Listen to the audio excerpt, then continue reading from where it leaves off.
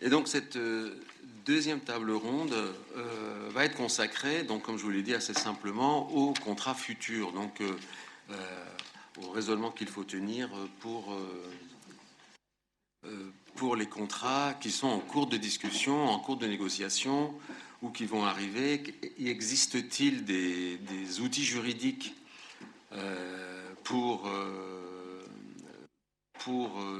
trouver une parade à cette hausse, cette inflation des prix, puisque à la différence de ce qu'on regardait tout à l'heure, on n'est pas dans un marché en cours, on n'est pas dans une vente en cours, on a toute liberté pour écrire ce que nous voulons dans nos contrats. En tout cas, c'est ce qu'on se dit quand on est au début de cette table ronde. Donc, j'ai donc le plaisir d'accueillir à cette table ronde Madame Gwenaëlle Durand-Pasquier, professeure à l'Université de Rennes et avocate of counsel. Pas avocate, of counsel, chez Fidel à Rennes, et qui va donc balayer cette fois-ci les possibilités qu'on peut trouver dans les outils juridiques. Et puis, donc, la composition de la table ronde a changé avec la présence de Vanessa Lagrange, directrice juridique de GGL Group, directrice juridique groupe de GGL Group. Voilà. Je vous laisse la parole. Merci, Monsieur le Président. Alors, avant de commencer, je tiens à remercier les deux initiateurs de cette journée que je trouve passionnante et sur une thématique brûlante. Donc, Monsieur Mabod Aguigui, directeur du Juridim, président de Juridim, et puis mon collègue illustre Hugues Périnet-Marquet, président, excusez-moi, de la FDCI. Merci également à la FFB de nous accueillir à nouveau dans ce très bel amphithéâtre. Donc le sujet effectivement de cette seconde table ronde, c'est celui de l'adaptation des contrats à venir à ces fameuses circonstances économiques qui sont plus ou moins, on l'a vu, imprévisibles. Parce qu'effectivement, après les problématiques de renégociation que nous avons envisagées, eh bien, il convient d'appréhender l'avenir et le contrat doit jouer ici pleinement son rôle d'acte de prévision, qui permet d'ailleurs de conjuguer ce qui a été évoqué tout à l'heure, c'est-à-dire une conception du contrat doté d'une force obligatoire, mais un contrat qui respecte une certaine justice commutative. On va prévoir à l'avance une adaptation de ce contrat. Donc une adaptation de ce contrat avec des clauses d'adaptation qui évidemment sont intéressantes, mais qui évidemment présentent des risques. Alors, pour ne parler que les clauses d'adaptation de prix, on a des risques transversaux, qui sont effectivement la propagation de l'inflation également, qui est un risque économique général. Et puis, on a des risques peut-être un petit peu moins généraux, du type, on peut en arriver, bien qu'on soit dans un esprit d'équilibre, à un avantage manifestement excessif et donc à déséquilibrer. Aussi, la rédaction de ces clauses d'adaptation, et je vais essayer de le développer, n'est pas complètement abandonnée à la liberté contractuelle. Elle est réglementée, alors réglementée directement et effectivement également indirectement. On a parlé tout de suite des prix maîtrisés, ce qui fait que même si on prévoit des clauses d'indexation, il faudra envisager ça dans une conception économique forcément plus large.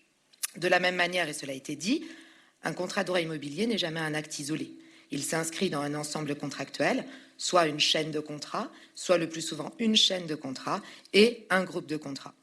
Alors, en réfléchissant un peu, je me suis dit que peut-être que ces clauses d'adaptation, je vais essayer de développer, doivent être envisagées au regard d'un triptyque pour le rédacteur du contrat.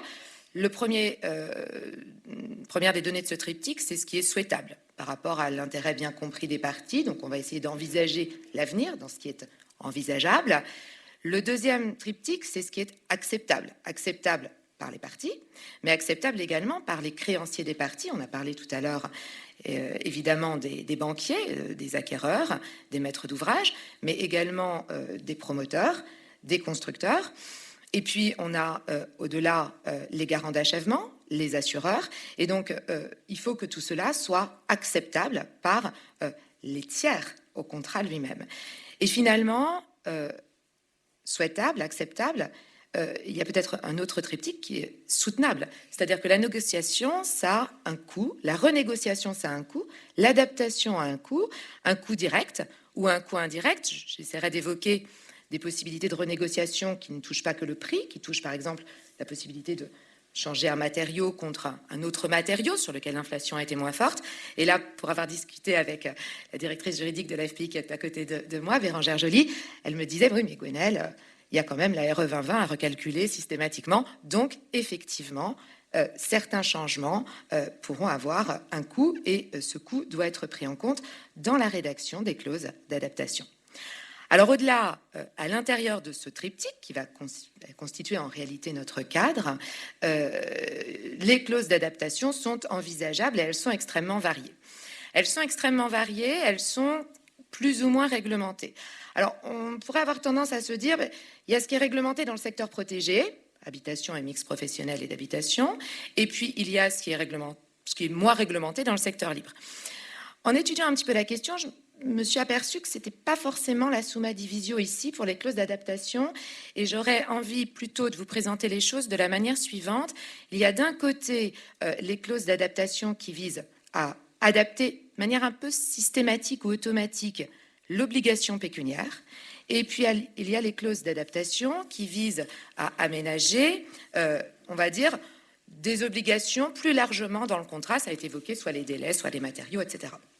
Et il me semble que ça va être là la summa divisio dans laquelle vont se situer ou doivent se situer les rédacteurs d'actes aujourd'hui, tout contrat confondu.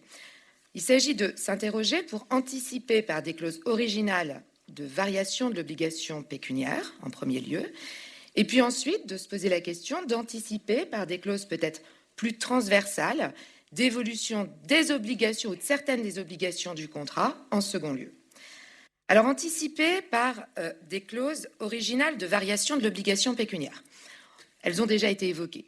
Les clauses de variation de l'obligation pécuniaire visent l'indexation, mais pas que. On distinguera actualisation du prix et indexation du prix. Et là, on se situe effectivement dans la distinction qu'on trouvait tout à l'heure, c'est-à-dire il y a d'un côté un carcan d'ordre public sur lequel on va pouvoir discuter qui vise le secteur protégé, qui est protecteur, effectivement, et puis de l'autre côté, une plus grande liberté, mais pas complète, pour les autres marchés ou ventes du secteur immobilier. Donc, s'agissant effectivement du secteur protégé, nous avons un encadrement strict dans la réglementation de la variation de l'obligation pécuniaire. Je vais prendre deux exemples de contrats du secteur protégé. Le premier, c'est le CCMI, et le deuxième, c'est le contrat de VFA du secteur protégé. Alors, sur le CCMI, donc, les variations, les clauses d'indexation sont autorisées, mais elles sont, à mon sens, très complexes et finalement un peu réduites. Encore une fois, je ne souhaite pas nécessairement des envolées de prix, je pose d'un point de vue théorique le cadre juridique. Donc, des clauses d'adaptation qui sont les suivantes. Un seul indice possible, c'est l'indice BT01, ça c'est général dans le secteur protégé, et des modalités de calcul quand même assez singulières quand on les étudie, avec deux options. La première option permet une révision du prix à hauteur de la totalité de la variation de l'indice BT01, mais uniquement dans la période quand même assez courte, entre d'un côté la signature du contrat de CCMI et de l'autre côté, un mois après la plus tardive des dates, que sont soit l'obtention du permis, soit l'obtention d'un prêt. C'est de l'indexation qui ressemble à de l'actualisation quand même. Donc on a effectivement une période assez courte qui présente quand même un petit écueil, si on y réfléchit, c'est que en réalité, c'est celle qui est retenue a priori actuellement par les constructeurs de maisons individuelles lorsqu'ils appliquent l'indexation. On a donc une variation sur une période très courte, un mois après le permis ou un mois après le prêt. Ben oui, mais le permis, il faut l'afficher, il faut attendre de purger ses délais de recours. Ensuite, il faut effectivement que le constructeur saisisse les artisans, les entreprises qui vont intervenir, qui, eux, vont appliquer des prix au jour de leur marché, c'est-à-dire un petit peu avant le jour du démarrage des travaux, qui va intervenir en raison, parce qu'il y a une pénurie dont on n'a pas parlé également, qui est la pénurie de main-d'œuvre. Et donc, il faut trouver ces entreprises qui vont donc appliquer des prix bien après, fixés bien après le mois suivant le permis ou suivant le prêt. Donc, un peu singulier, on peut indexer, mais sur une période très courte. Et la deuxième option, elle est a priori assez peu retenue en pratique de quelques échos que j'ai pu avoir, parce qu'effectivement, je ne sais pas comment elle était imaginée. Il s'agit d'appliquer effectivement l'indice BT01 sur mais uniquement à hauteur de 70%, comme on le reverra en VFA, de la variation de l'indice BT01, mais dans une période allant de la signature du contrat de CCMI à 10 mois après l'obtention du permis. 10 mois après l'obtention du permis, pourquoi? Alors sans doute pour protéger, sauf qu'à nouveau, une fois qu'on a obtenu le permis, il faut l'afficher, attendre les délais de recours, si bien qu'en réalité, on va utiliser 70% de l'indice variation, de la variation de l'indice BT01 sur les premières échéances, puisque ça ne couvrira pas, les 10 mois ne couvriront pas, en raison des délais de recours, toutes les échéances du contrat de construction de maison individuelle. Donc là, du point de vue de la prévisibilité du coût, c'est terrible. On a des échéances, on ne sait pas lesquelles, les premières qui rentreront dans les 10 mois, qui seront indexées à hauteur de 70% de l'indice BT01, mais pas toutes. Cela est un petit peu curieux. Alors, en matière de VFA, d'autre part, en matière de VFA secteur protégé, là, il semble que, bien qu'effectivement, peut-être que si l'on remonte un petit peu, l'indexation ait peut-être été plus pratiquée, mais on démarre. Elle n'a pour l'instant pas été très pratiquée. On démarre un petit peu avec ces réflexions. Et il convient ici de distinguer deux temps qui ont été évoqués un peu tout à l'heure. Il y a deux problématiques. La première problématique, c'est la variation du prix, qui encore une fois pour moi relève davantage de l'actualisation entre le contrat de réservation et le contrat de VFA. Alors, les textes, quand on les regarde, il s'agit des textes des articles L261-15, puis R261-26 et R261-31, ne sont pas si clairs que ça. Si on examine R261-15, le texte nous dit, voilà, le contrat préliminaire peut prévoir un prix prévisionnel, ce qui est aujourd'hui pas vraiment le cas. On prévoit plutôt un prix fermé définitif, mais et donc il peut prévoir pour les contrats à venir un prix prévisionnel indexé le cas échéant sur les modalités réglementaires, c'est-à-dire 70% de l'indice BT01. Et puis d'autre part, nous avons le texte de l'article R261-31 que tout le monde connaît, qui vise des cas de restitution de plein droit, de droit spécial, mais de plein droit du dépôt de garantie. Celui qu'on connaît le plus, le cas, parce qu'il y a une liste de cas dont de très nombreux cas sont désuets, celui qu'on connaît le plus, c'est effectivement, on a demandé 5% au jour du contrat préliminaire, la VFA n'est pas passée dans le délai d'un an, donc il y a un droit à restitution. Eh bien, ce texte connaît d'un petit b, qui dispose la chose suivante. Si le prix de vente fixé dans la VFA excède de plus de 5%, c'est de là dont vient les 5%, le prix prévisionnel révisé le cas échéant conformément aux dispositions du contrat préliminaire, il y a droit à restitution du dépôt de garantie. Mais le texte poursuit. Il en est ainsi, quelles que soient les autres causes de l'augmentation du prix, même si elles sont dues à une augmentation de la consistance de l'immeuble ou à une amélioration de sa qualité.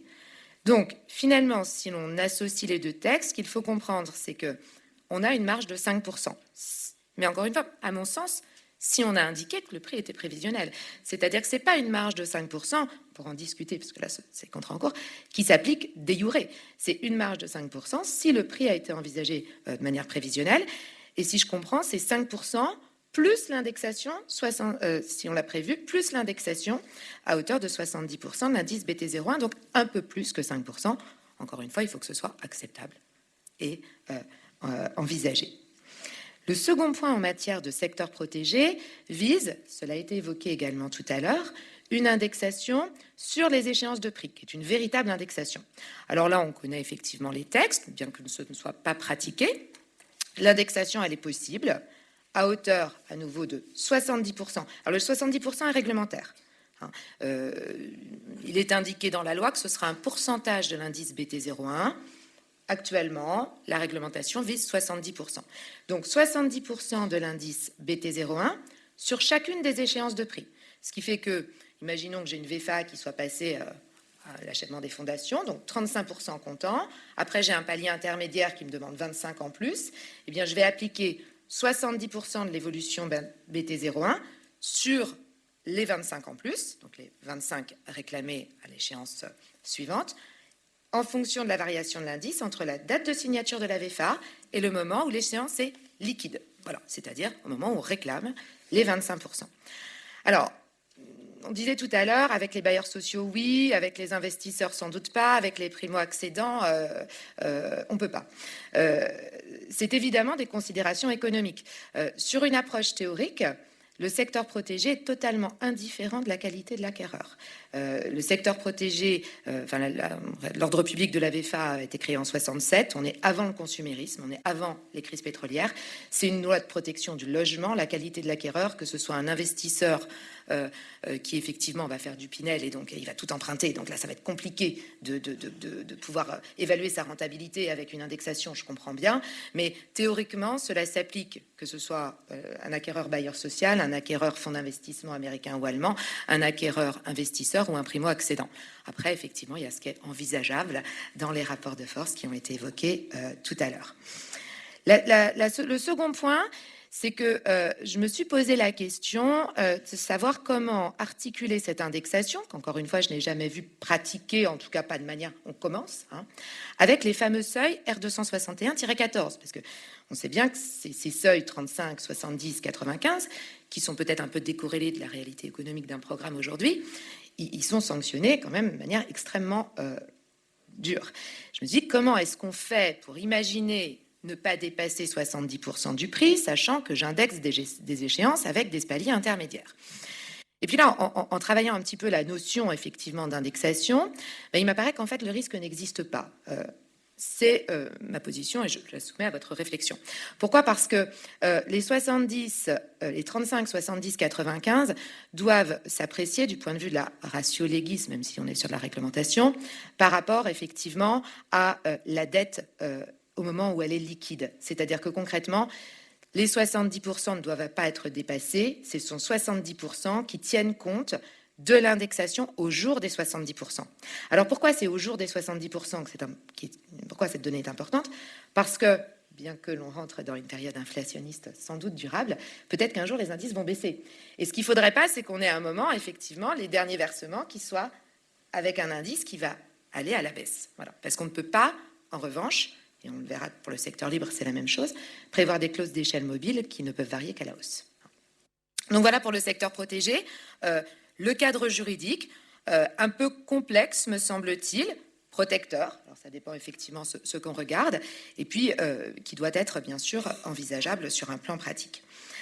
S'agissant toujours, d'autre part, de la variation de l'obligation pécuniaire, cette variation de l'obligation pécuniaire est plus libre, mais pas totalement abandonné à la liberté contractuelle quand on est hors secteur protégé, c'est dans les marchés privés de travaux de manière générale, et dans effectivement les VFA tertiaires, par exemple, pour prendre ces deux exemples. Alors, de ce point de vue, deux points doivent être distingués, qui sont d'ailleurs assez bien distingués dans la norme AFNOR donc de 2017, elle a été revue après la réforme de 2016, c'est ça, et qu'on vient de les distinguer.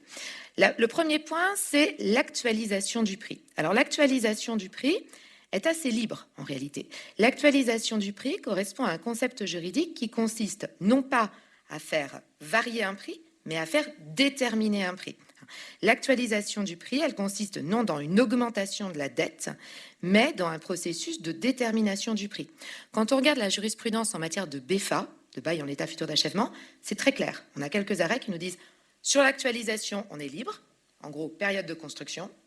En revanche, pour les loyers, en revanche, dès qu'on rentre dans la période prise de possession, là, on est sur de l'indexation. L'actualisation du prix n'est donc pas pour aucun marché, ni effectivement secteur tertiaire, ni marché privé, soumise aux règles de l'indexation du Code monétaire et financier, à mon sens. Ce qui fait qu'on peut prévoir des clauses d'actualisation de manière, semble-t-il, assez libre, avec toujours, attention, on est dans le contrat, les clauses abusives qui s'appliquent désormais aussi entre professionnels.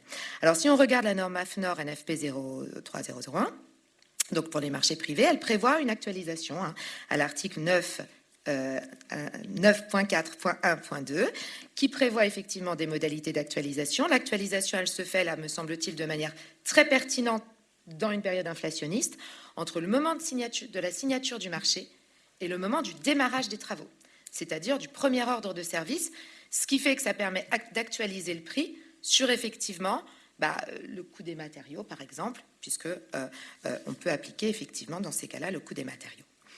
Au-delà de l'actualisation, il y a les clauses d'indexation stricto sensu.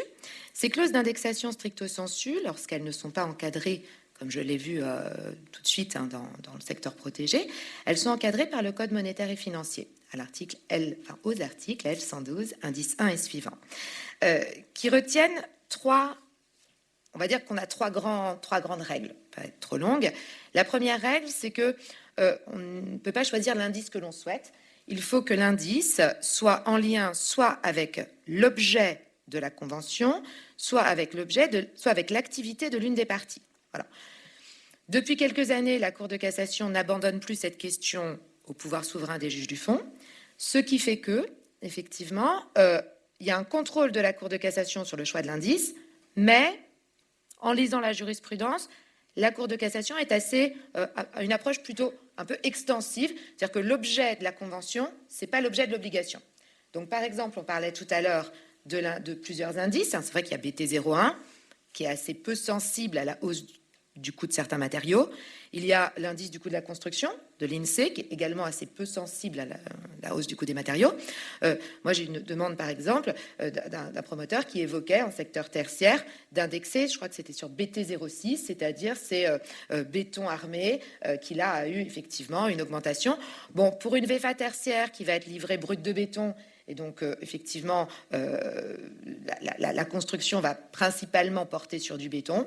Ça me paraît être effectivement envisageable, avec une hausse qui peut être effectivement importante. La deuxième règle à respecter, c'est celle de la concordance des temps. La concordance des temps, c'est une règle qui, quand on lit le Code monétaire et financier, s'applique à certains contrats, mais qui est généralisée en réalité. C'est-à-dire qu'on ne peut pas appliquer un indice sur une période plus longue que la période effectivement envisagée pour l'échéance de prix. Voilà. Il y a une concordance des temps, la période de variation de l'indice, la période effectivement de révision. Et puis la troisième règle qui est davantage jurisprudentielle, c'est que désormais, ça vient d'être rappelé par la Cour de cassation, la jurisprudence considère comme nulles les clauses d'indexation qui ne varieraient qu'à la hausse. C'est-à-dire que la Cour de cassation considère que le propre d'une clause d'échelle mobile, que ce soit en actualisation ou en indexation, c'est de varier à la hausse et à la baisse. Alors, au-delà, il y a une question qu'on peut quand même se poser, aussi bien d'ailleurs en secteur libre que protégé, et je n'ai pas la réponse, il faut que je creuse, c'est est-ce qu'on peut caper? Alors, en secteur libre, pas de problème. C'est-à-dire que j'accepte dans les négociations d'indexer sur le béton armé, ok, mais dans la limite, parce que j'ai discuté avec mes financiers, de 5% prix total, par exemple. En secteur libre, ça ne me pose aucun souci et ça permet d'accorder de la sécurité. En secteur protégé, il faut peut-être creuser parce que, effectivement, quand on regarde sur les CCMI et sur d'autres points, notamment les paliers, etc., la jurisprudence a pu dire de temps en temps, c'est tout l'ordre public, rien que l'ordre public. Donc, est-ce que je peux caper? Moi, j'ai le sentiment que oui, mais est-ce que ce sera admis? Il faut peut-être creuser ce point-là. Alors, là, vous voyez, c'est uniquement pour ce qui est variation de l'obligation pécuniaire, qui est assez encadrée. Et puis, au-delà de la variation de l'obligation pécuniaire, il reviendra effectivement à tous les rédacteurs, et je crois qu'il y en a beaucoup ici, eh bien, d'anticiper par peut-être des clauses d'adaptation plus transversales. Parce que la pénurie de matériaux, la hausse des prix, les difficultés de main-d'œuvre peuvent inciter à envisager dès à présent eh bien, une évolution du contrat. Alors, cette évolution du contrat peut s'effectuer par de très nombreux outils. Je ne vais pas revenir sur certains qui ont déjà été vus. On a envisagé les clauses de cas de force majeure. Alors, on peut les resserrer, comme ça a été dit, les critères légaux. On peut aussi les assouplir, ça a été fait. 2 points d'attention quand même. Si on a des cas de force majeure ou des causes légitimes, ce que je vois un petit peu se développer, qui sont soit très larges, soit très nombreuses, je vais quand même me poser la question de savoir si l'ensemble de ces clauses ne vont pas tomber sous potentiellement 2 fourches codines, à savoir, ça finit par vider de substance l'obligation principale du contrat, 1170 du Code civil, ou clause abusive, 1171. On a vu, ça a été rappelé, notamment dans l'arrêt du 23 mai 2019, que en matière de pluviométrie, ça a été validé, ce n'était pas une clause effectivement abusive. Bon, réflexion à avoir quand même sur ces 2 points. L'allongement des clauses, parfois, moi, m'interroge un petit peu. Les cas d'imprévision, cela a été évoqué aussi.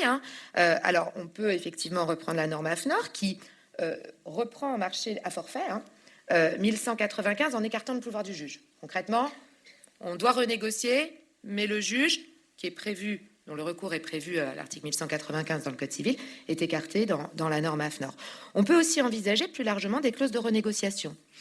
Alors à cet égard, j'ai souhaité aller regarder un petit peu ce qui se passait en dehors du droit immobilier, et c'est assez intéressant de voir que depuis la loi Hamon du 17 mars 2014, dont on a beaucoup discuté en droit immobilier parce qu'elle nous posait d'autres problèmes, depuis la loi Hamon, il y a un article du Code de commerce, qui est l'article L441 indice 8, qui, sur des contrats complètement d'un autre secteur, oblige à insérer des clauses de renégociation ou oblige à renégocier pour les contrats de plus de 3 mois portant sur certains produits qui sont les produits agricoles périssables, lorsque l'on a une hausse significative des prix de ces produits agricoles. Dans ces contrats-là, il y a une obligation de renégociation ou d'insérer une clause de renégociation. Ça démontre bien que lorsque l'on a des secteurs très sensibles à des variations de prix, eh bien parfois la renégociation est même d'ordre public. Au-delà des clauses de renégociation, on a beaucoup d'autres outils, alors dont la pertinence, je vais la laisser la passer au crible des intervenants. Moi, j'ai pensé à, alors on peut être très en amont, l'obligation alternative. Alors, vous allez me dire, ça oblige à calculer 2 RE 2020, mais c'est un outil. Aujourd'hui, je ne sais pas si je parviendrai à sortir effectivement mon marché avec tel matériau. On sait, par exemple, dans les notices descriptives de VEFA qu'on peut remplacer par des matériaux équivalents. Bon, est-ce qu'on ne pourrait pas envisager, effectivement, 1307, l'obligation alternative, c'est celle par laquelle le débiteur se libère soit en effectuant l'obligation A, soit en effectuant l'obligation B. C'est sans doute pas adapté à tout, mais on peut y songer. Alors après, on a tout le mécanisme dur, mais intéressant, qui est le mécanisme conditionnel, condition suspensive. J'interviendrai à condition que je trouve des artisans qui travaillent sur un marché à un prix en deçà de, voilà, sur justification, ou que les prix de matériaux ne dépassent pas. Condition résolutoire, j'interviens sauf si, là c'est peut-être un petit peu dangereux, il faut l'imaginer dans des montages particuliers. Le terme, alors on le voit dans les devis, c'est-à-dire je fais une offre, mais elle est valable à prix fixe que jusqu'à un terme de plus en plus court, ce qui pose d'ailleurs un certain nombre de questions. On a vu tout à l'heure, et ça a été évoqué par Bérangère Joly, tout ce qui était effectivement délai de paiement, parce que ce sont les problématiques de trésorerie sont effectivement des problématiques qu'on peut envisager en amont aujourd'hui pour les contrats à venir. Et puis, on voit arriver des contrats, alors que je trouve intéressants, qui ne vont pas s'adapter à tout. Mais il y a un contrat que je voulais évoquer. Alors, je sais que ma Guigui me dit, oh là là, mais il peut être dangereux. C'est le contrat de PMG. On est très en amont. On est sur une réponse à appel d'offres. On sait qu'effectivement, ça va être notamment sur de la réhabilitation, on va avoir quelques inconnus. Les prix, on ne sait pas non plus. On va se fixer volontairement ensemble un accord sur un prix haut. Mais c'est un prix maximum que le maître d'ouvrage accepte de payer, que le constructeur, que les entreprises acceptent de ne pas dépasser. Alors là, c'est ferme définitif, on n'accepte aucun risque de dépassement, sauf que on va travailler ensemble, on va déléguer le pilotage à l'un, à l'autre ou à un tiers, pour potentiellement faire évoluer le projet, donc on est en amont, avec du, c'est la mode, donnant-donnant. C'est-à-dire que si on parvient à faire évoluer le projet, soit sur les coûts de matériaux, soit sur la consistance, eh bien, il y a une économie partagée. Par exemple, et c'est un exemple, 70 constructeurs, 30 maîtres d'ouvrage, les négociations sont complètement libres. C'est un contrat, pour avoir discuté avec une personne qui est un ingénieur FIDIC, qui se voit dans les montages FIDIC, assez courant, de manière assez courante pour des grands projets à l'étranger. C'est quelque chose que les architectes connaissent également un petit peu très en amont des projets. Bon, c'est peut-être un nouveau modèle dont il pourra se saisir, mais je laisse ici, encore une fois, le soin à ceux qui sont encore davantage dans la pratique de développer l'intérêt ou non du montage. Voilà. Et je vais laisser effectivement tout de suite la parole à mes co-intervenants avec cette réflexion, puisque mon approche était théorique, c'est une réflexion du doyen Carbonnier qui nous disait que le droit n'est effectivement jamais cet absolu dont nous rêvons et qu'il faut effectivement voir comment c'est pratiqué dans la vraie vie. Dans la vraie vie, on va demander à nos collègues de table de nous en parler. Je voulais juste remarquer une chose, c'est que les clauses dont vous parlez sont plus habituelles dans les marchés de travaux, parce que depuis des dizaines d'années, les entreprises ont discuté. En plus, il y a l'exemple des marchés publics qui sert de guide dans les discussions avec le maître d'ouvrage privé également. Alors que quand on est en contrat de vente, je ne parle même pas de la vente à des particuliers qui ont emprunté à l'euro près, alors que quand on est dans des contrats de VFA, on a beaucoup plus de mal à faire admettre par l'acquéreur l'idée même d'une modification de prix, l'acquéreur qui a ses propres raisons, notamment s'il le met en location derrière, des bureaux, des logements, peu importe, il ne peut pas lui-même répercuter. Enfin voilà, donc le sujet est je pense qu'il y a un sujet d'habitude, de coutume aussi qui fait qu'on a plus de mal pour en parler dans les VFA. Mais je vais passer la parole à Madame Guénard-Salin pour que vous nous disiez un peu, vous, ce que vous conseillez aux entreprises qui vous appellent pour justement les différents types de clauses qu'on peut envisager dans les contrats, dans les marchés de travaux privés. Oui, merci. Alors effectivement, nous, on propose à nos adhérents déjà d'indexer les prix et on a aussi une batterie de propositions alternatives. Alors effectivement, aujourd'hui, la solution la plus simple, la plus juste et maintenant la plus rapide, puisque les index ont été ramenés en délai de publication à 45 jours depuis la mi-mai, donc pour les index jusqu'à la mi-mars 2022, au lieu de 80 jusqu'alors. Donc c'est bien de systématiser les clauses d'indexation de prix dans les contrats et de trouver un index adapté.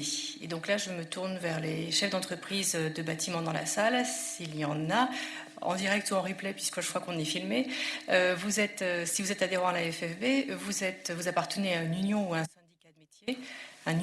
syndicat de métier, et donc si vous avez des difficultés à la fois parce que vous trouvez que vos index ne reflètent plus la réalité ou parce que même les postes, la structure même de l'index est à revoir, faites-le remonter à votre union et via la FFB nous pourrons en parler avec l'INSEE afin de pouvoir corriger un peu les index. Et aujourd'hui il y a un certain nombre d'index qui sont remis à plat, je crois qu'il y a le BT16B, le 08, le 11, le 12, etc. Alors, pour les différentes possibilités d'indexer les marchés, j'ai envie de dire, c'est l'imagination au pouvoir. 3 possibilités. Soit on prévoit, ce qui peut paraître assez juste, des clauses qui visent exclusivement la hausse des matériaux.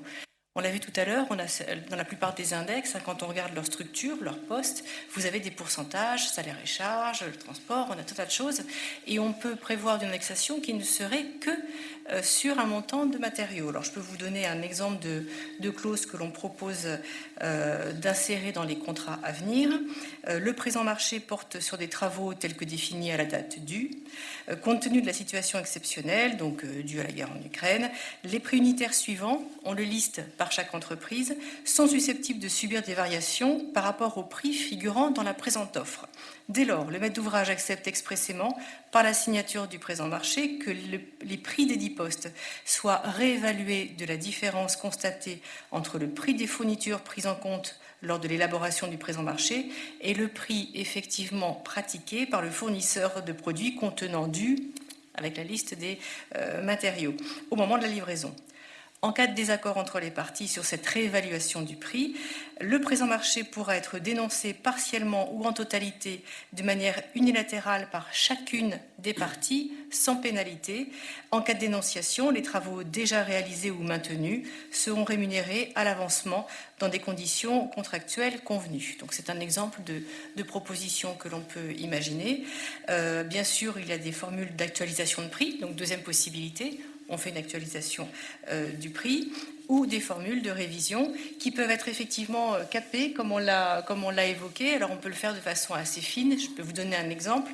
C'est en aucune manière une consigne de la FFB, bien sûr. Chaque entreprise choisit ses propres prix. Donc on peut imaginer qu'en deçà de X% de hausse ou de baisse de l'indice retenu, le prix restera inchangé. Donc c'est ce que se prendra l'entreprise pour sa part. On peut imaginer, je sais pas, 2% par exemple. Qu'entre tel et tel pourcent, on va dire entre 2 et 5%, la clause prévue s'appliquera pleinement.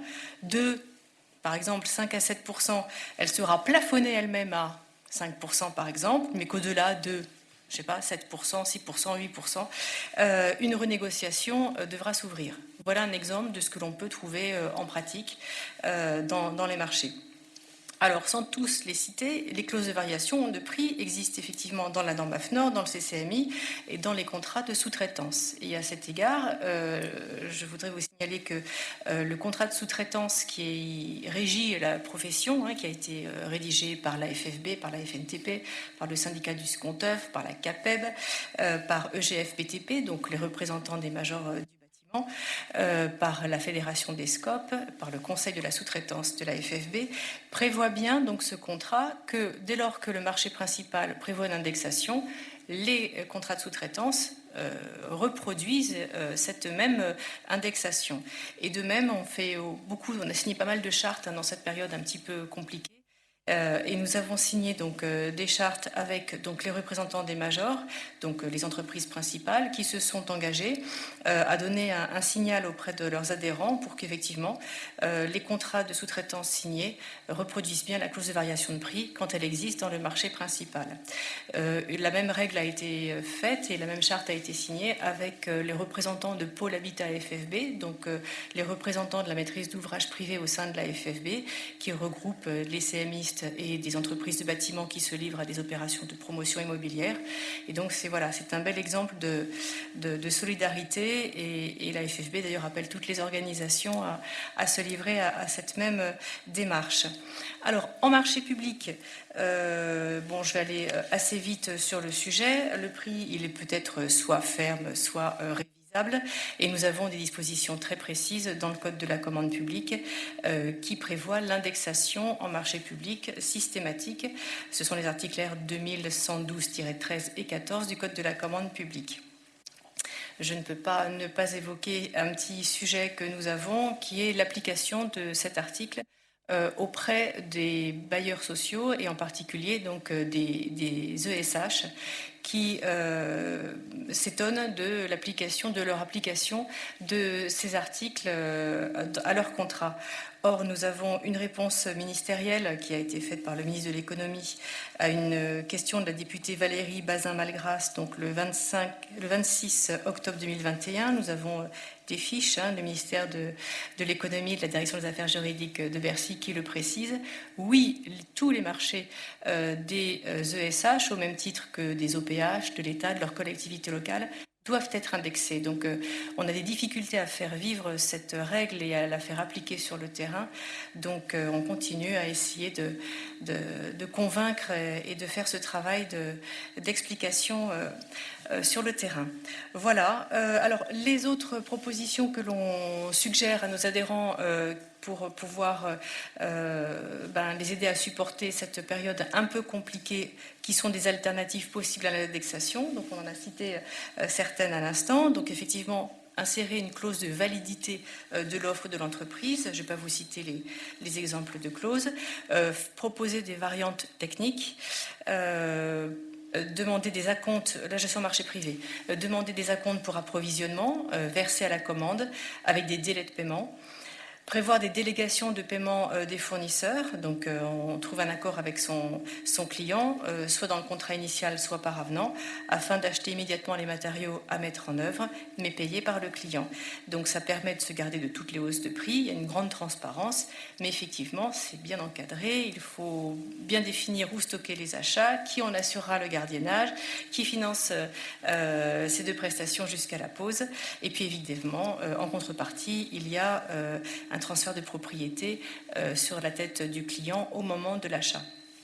Autre solution qui n'en est pas forcément une très appréciable, c'est vraiment en cas de grosses difficultés, c'est de prévoir une clause soit de suspension du marché. Par exemple, on a vu des situations où on dit voilà, on a un projet immobilier, l'entreprise construit tel bâtiment, on verra plus tard pour telle annexe ou tel autre bâtiment, on temporise jusqu'à ce que le temps se calme. Ce qui n'est pas du tout une solution intéressante, mais qui permet d'éviter à une entreprise de prendre un chantier à perte. Et aussi le cas de la résiliation qui est accepté par les deux parties et qui peut être validé par un avenant, mais que l'on prévoit dans les contrats d'ores et déjà. En marché public, voilà, il y a aussi des propositions de variantes techniques qui sont prévues dans le Code de la commande publique, le versement d'une avance qui est de droit, avec des cas très précis selon la taille des entreprises et le type de marché, des acomptes pour approvisionnement et également des délégations de paiement fournisseurs qui sont également possibles dans ce type de marché. Je terminerai sur un dernier mot. Je vous ai évoqué la circulaire du Premier ministre Jean Castex du 30 mars 2022 qui prévoit de l'insertion des clauses de révision de prix dans les contrats. On s'est livré à la FFB à une petite enquête auprès de nos fédérations départementales en voyant comment cette circulaire était traduite localement et notamment auprès des préfets de département. Donc on a fait cette démarche. On voit bien que les préfets ont tout à fait reproduit cette circulaire et ils l'ont certains adapté, vulgarisé. C'est le cas par exemple Maine-et-Loire, Gers, Somme, Morbihan, Var ou Creuse. Mais je voudrais juste vous signaler que certains sont allés un peu au-delà et ont fait preuve d'une plus grande pédagogie et ont été même de notre point de vue particulièrement exemplaires. C'est le cas, on va le citer, du préfet du Lot, qui non seulement a été l'un des premiers à transcrire cette circulaire sur son territoire, auprès donc des donneurs d'ordre publics, mais il est allé plus loin. Il a demandé aux donneurs d'ordre de respecter, voire de réduire les délais de paiement. C'est tout à fait possible. On a un texte qui prévoit un certain délai, on peut les réduire et c'est une incitation qui est particulièrement intéressante pour permettre aux entreprises d'avoir de la trésorerie pour financer ces achats de matières premières et de coûts de l'énergie qui sont particulièrement lourds. Et puis aussi de prévoir de clauses de réexamen, de stipuler des avances au profit des entreprises.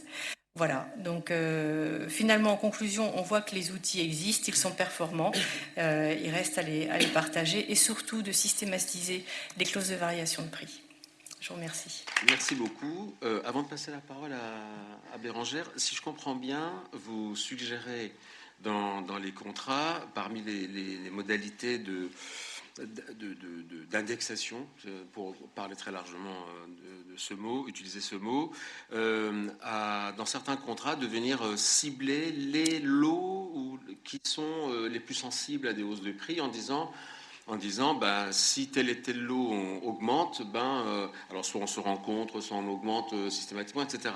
Mais en fait, je me disais que vous êtes en train, nous sommes en train de vivre peut-être une période de transparence, puisque jusque-là, on avait un contrat de vente qui était une boîte fermée, un marché de travaux qui était une boîte fermée.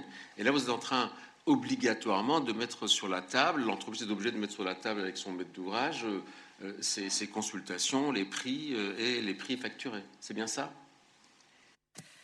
Effectivement, là, on est surtout au début de cette crise, on a fait face à une incompréhension de la part de nos donneurs d'ordre qui nous disaient mais c'est pas possible, vous pouvez pas nous réclamer cette somme, vous nous demandez un avenant sur ces montants-là. Et donc la meilleure façon pour nous, pour que les entreprises puissent se défendre, c'est de dire mais regardez les prix de nos fournisseurs, regardez ça. C'est justement pour essayer de leur faire comprendre de l'importance. C'est quand on voit, je vous ai cité un plus 77% sur certains matériaux, c'est inenvisageable et incompréhensible pour certains donneurs d'ordre. Donc c'est en cela, c'est pour leur expliquer que c'est pas du tout une entreprise qui se fait une marge sur les matériaux. Non, c'est une vérité et c'est une façon de montrer la bonne foi de l'entreprise. On a parlé de bonne foi tout à l'heure. C'est une façon de démontrer la bonne foi de l'entreprise. Merci beaucoup. Alors, Bérangère, je lis. À la FPI, est-ce que vous constatez ou est-ce qu'il y a une volonté d'aller dans ce sens de transparence ? C'est vrai que le traitement des demandes des entreprises d'insérer des clauses, alors on n'était plus sur la renégociation des contrats en cours, mais c'est vrai qu'il y a deux grandes hypothèses qui se présentent le plus souvent.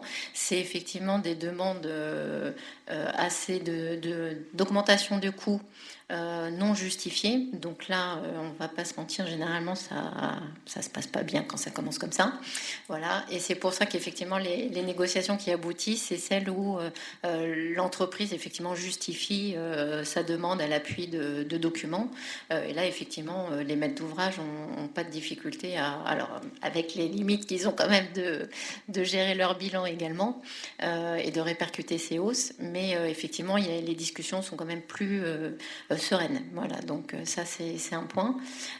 Juste pour revenir effectivement sur les clauses d'indexation que le professeur Gwenaëlle Durand-Pasquier évoquait, c'est vrai qu'on a énormément de sollicitations et mes collaboratrices sont dans la salle, donc elles le confirmeront sur ces dispositions-là.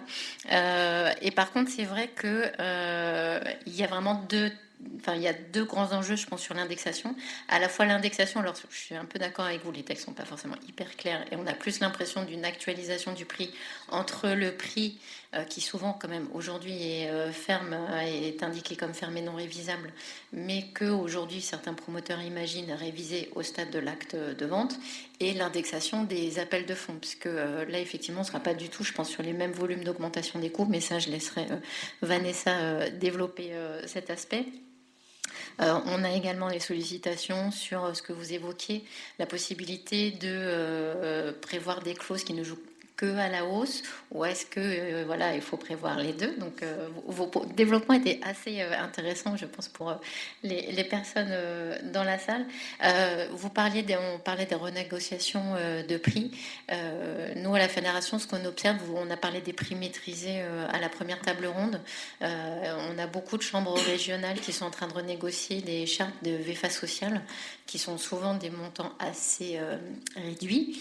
Les négociations sont parfois un petit peu tendues, mais voilà, ça fait partie des gros sujets qui sont traités à la fédération.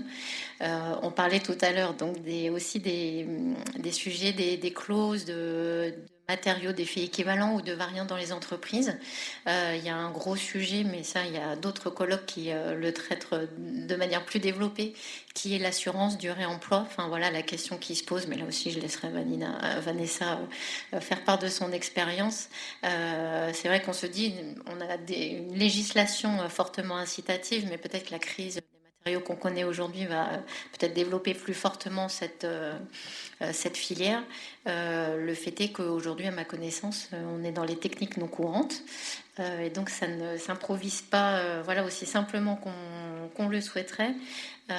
Et je profite de la présence, j'avoue, des représentants des pouvoirs publics pour faire un petit focus sur les chiffres de la semaine et faire le lien avec les débats d'aujourd'hui.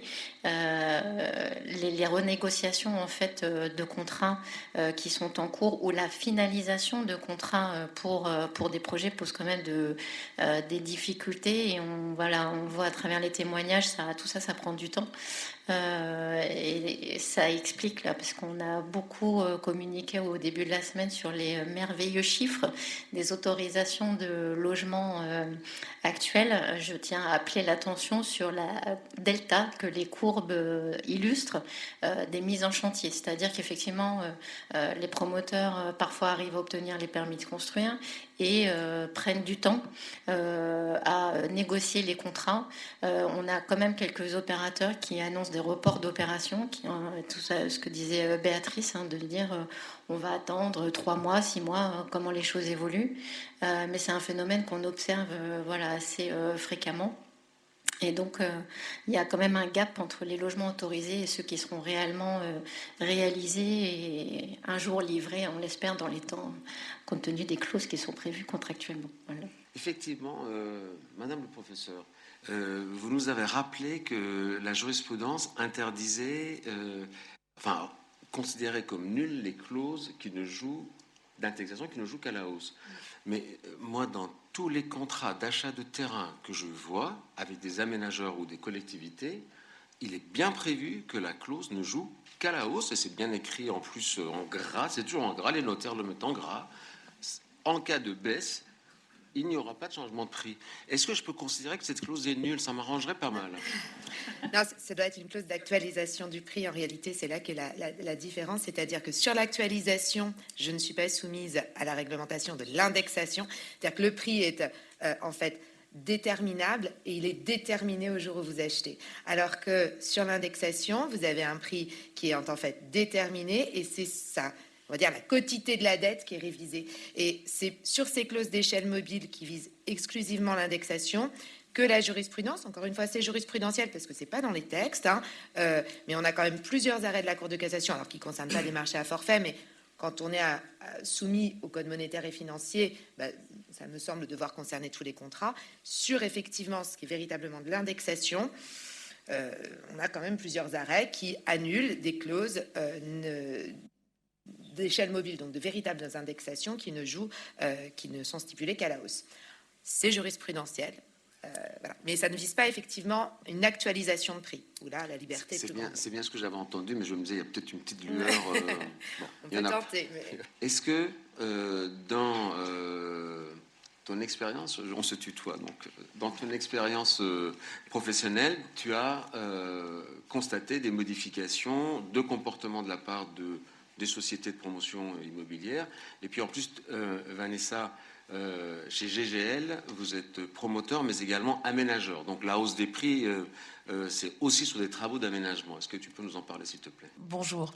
Je dirais qu'en fait, le principal problème qu'on a, comme monsieur le professeur Perinet-Marquet nous l'a dit, est un problème purement financier.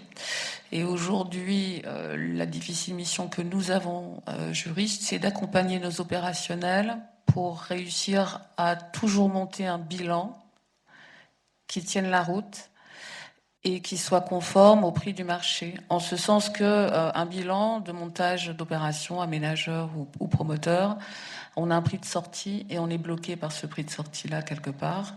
Et en fait, on remonte en amont pour définir l'enveloppe maximale coût travaux, l'enveloppe maximale pour le foncier, les études, etc. Et aujourd'hui, on a donc un double problème. On a le problème de la détermination du prix acceptable, vendable, et on a le problème de la livraison. Et c'est vrai que pour ce qui concerne de la livraison stricto sensu, donc comme Bérangère l'avait dit, on a les problématiques fiscales qui sont très importantes pour nous. On a les problèmes aussi de financement, que ce soit d'ailleurs pour des primo-accédants, des particuliers ou même des professionnels. Et aujourd'hui, je dirais qu'il manque autour de la table les financiers. Il manque, on est en train de commencer à discuter effectivement avec nos partenaires financiers principaux, voir comment eux-mêmes peuvent accompagner nos clients pour que nous réussissions à rester dans une enveloppe viable. On revient effectivement sur l'idée du prix maximum garanti. On est en train d'essayer quelque part de tendre à ça et de définir ce qui est absolument acceptable par les financiers, par les ménages, par les institutionnels. Donc c'est vraiment la négociation tout en amont. Et après, on va construire avec les entreprises des prix, des conditions de réalisation de chantier qui vont nous permettre de continuer à fonctionner dans cette enveloppe qu'on aura prédéterminée. Donc je dirais qu'aujourd'hui, tout le monde sort sa machine à calculer, un petit peu sa boule de cristal, et on essaie beaucoup effectivement d'avoir déjà une idée assez générale des enveloppes maximales de prix dans lesquelles on peut fonctionner. Et après, le travail du juriste, c'est d'essayer d'habiller cela avec des clauses au vu de tous les outils qui ont déjà été largement définis. Et on en arrive aussi au point où ça nous arrive là en tant que promoteur, surtout pour les opérations à prix abordable, carrément de décider, on peut se le permettre, ce qui concerne notre groupe, de mettre purement et simplement en arrêt une opération. C'est-à-dire qu'on avait déjà quelques contrats de réservation signés. On a pris la décision de retourner voir les clients et de dire on ne fait pas l'opération pour l'instant, on arrête tout. Voilà, on a ce luxe pour l'instant, nous, de pouvoir le faire. Je sais que d'autres opérateurs n'ont pas le choix, effectivement, que de devoir continuer et donc de négocier différemment. Et c'est vrai que c'est très frustrant que de ne pas pouvoir apporter de solutions, parce que je sais que nous tous, la direction générale vient nous voir en disant trouve-moi la solution, il n'y en a pas. On va dire à nos opérationnels, il faut que tu négocies. Et là, on retombe vraiment plus sur de l'humain. Il est certain qu'on ne va pas négocier avec une entreprise avec laquelle on a l'habitude de travailler comme avec une entreprise qu'on ne connaît pas. Il y a des vraies relations de confiance. Il y a aussi la volonté de se dire qu'en tant qu'opérateur, on a quand même une responsabilité, surtout à l'égard des toutes petites PME. On ne peut pas prendre le risque de fragiliser jusqu'au dépôt de bilan des entreprises. Mais d'un autre côté, nous sommes nous-mêmes limités par une enveloppe financière maximale. Et c'est là, aujourd'hui, on la connaît. Et je me retourne à nouveau aussi vers les élus. Comme Bérangère le disait, il faut absolument qu'on puisse jouer sur les prix maîtrisés, qu'on puisse avoir plus de souplesse, parce que c'est cette souplesse-là du prix de sortie qui va nous permettre en fait de rendre encore les opérations viables et réalisables aujourd'hui. C'est vrai que nous, notre rôle à ce moment-là, ça va être d'essayer plus en amont sur les opérations à venir, de jouer sur le foncier, puisque aujourd'hui, avant la crise, hein, c'est vrai que le bilan, quand on le montait, ce qui restait à la fin, c'était le prix qu'on pouvait consacrer au foncier. On sait que la rareté actuelle du foncier a fait exploser les prix d'acquisition. Donc déjà un aménageur, lui, avec l'expropriation pour cause d'utilité publique, a des possibilités effectivement de jouer sur le prix. Donc on va continuer de jouer là-dessus. Je pense effectivement essayer de trouver des clauses plus intelligentes d'actualisation du prix. Nous, en fait, mais on est des gentils, on ne pratique pas d'actualisation du prix. Mais ça ne concerne que nous. Voilà, l'objectif, on est tous dans la même barque, on veut tous réussir, donc c'est vraiment de la négociation, de la négociation, de la négociation, de l'intelligence en ingénierie financière. Donc je pense que c'est là où on a un gros travail à faire et à réussir avec les contraintes qui existent, réglementaires hein, et financière avec les difficultés, effectivement le durcissement des conditions de financement et l'inflation. Voilà, d'essayer tous ensemble de trouver des solutions. Ça me rappelle beaucoup l'époque où je faisais des contrats de partenariat public-privé, où on était tous autour de la table, y compris bien sûr avec le partenaire public, jusqu'au financier, à essayer de rendre l'opération viable. Mais à la différence du PPP, effectivement, c'est que le PPP, c'était le contribuable final qui payait, et là, c'est pas le cas. Alors, je me tourne à nouveau vers Moi, j'allais rebondir, parce que c'est vrai qu'on s'est beaucoup focalisé sur les contrats marché de travaux VFA, et dans les coûts qui augmentent, on s'est beaucoup focalisé forcément sur les coûts de construction. Vanessa a évoqué le sujet de l'aménagement et du prix du foncier. C'est vrai qu'on va arriver puisque les décrets sont parus, d'application de la loi climat sur la lutte contre l'artificialisation. Mais là aussi, je m'adresse aux représentants des pouvoirs publics présents dans la salle. Nous avons des propositions pour, non pas revenir sur ce principe-là, mais justement accompagner le recyclage urbain, ce qu'on appelle à la fédération, parce qu'aujourd'hui, on sait que les opérations de renouvellement urbain sont plus onéreuses. Vanessa parlait aussi du foncier et des études à risque. C'est vrai que elles sont de plus en plus nombreuses et c'est pas la mise en œuvre de la clause filet. Là aussi avec un décret fraîchement paru qui va permettre de soulager les bilans financiers des promoteurs. Donc on a plusieurs pistes à évoquer collectivement aussi avec les pouvoirs publics. Et puisqu'on parle des pouvoirs publics, il y a un autre sujet, parce que là, quand tu dis geler le terrain,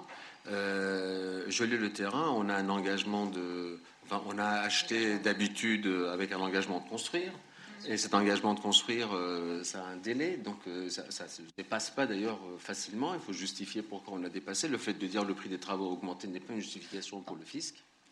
Et c'est toute la difficulté, et surtout quand on est aménageur, qu'on a utilisé la DUP, on est tenu par les clauses du code, où normalement, effectivement, on doit prévoir des dates d'achèvement, de démarrage des travaux, contre pénalité. Donc, c'est effectivement tous ces aspects-là qu'il va falloir négocier. Il faut vraiment avoir une vision totalement globale. On l'a déjà en tant qu'aménageur, on essaie de l'avoir parce qu'on a la double casquette, mais c'est vrai qu'on est en train d'être obligé de trouver des nouvelles habitudes et de développer des nouvelles pistes de réflexion pour avoir vraiment la vision globale, mais depuis effectivement le terrain.